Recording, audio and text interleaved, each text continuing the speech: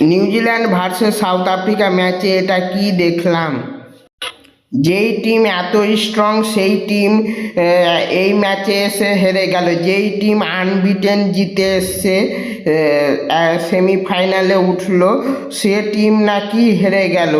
একবারে হারার মতো অবস্থা হলো সাউথ আফ্রিকা টিমের।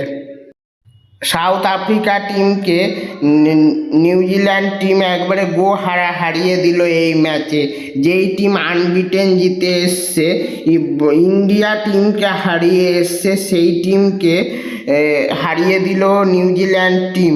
সাউথ আফ্রিকা টিমকে হারিয়ে দিল নিউজিল্যান্ড টিম, মানে ভাবার বিষয়।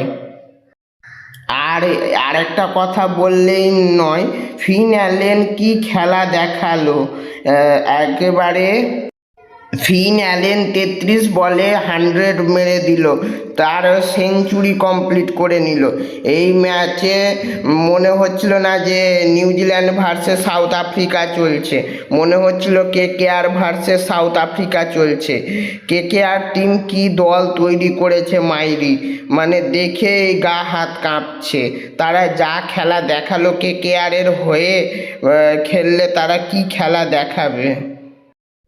কেকেআর টিম একবারে সেই লেভেলের খেলা দেখালো, মনে হচ্ছিল না যে নিউজিল্যান্ড ভার্সেস সাউথ আফ্রিকা হচ্ছে, মনে হচ্ছিল যেন কেকেআর ভার্সেস সাউথ আফ্রিকা হচ্ছে।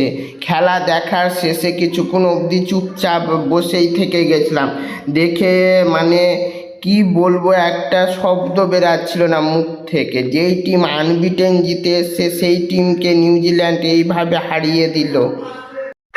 টিম শেফার্ড, ফিন অ্যালেন এবং রাচিন রবীন্দ্রা এরা কি খেলা দেখালো। এরা তিনজনাই কেকেআরের ওপেনার হিসাবে খেলবে, মানে ভাবার কথা নাই।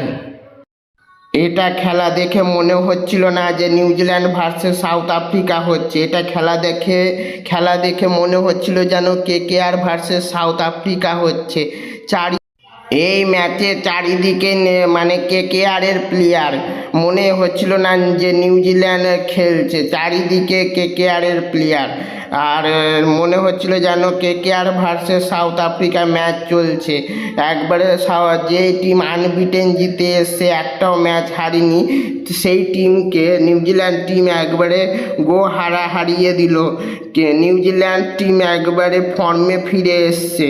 তাহলে বোঝাই যাচ্ছে কেকেআরের সঙ্গে যারা ম্যাচ খেলবে আইপিএলে তাদের অবস্থা কি করবে এরা তিনজন মিলে।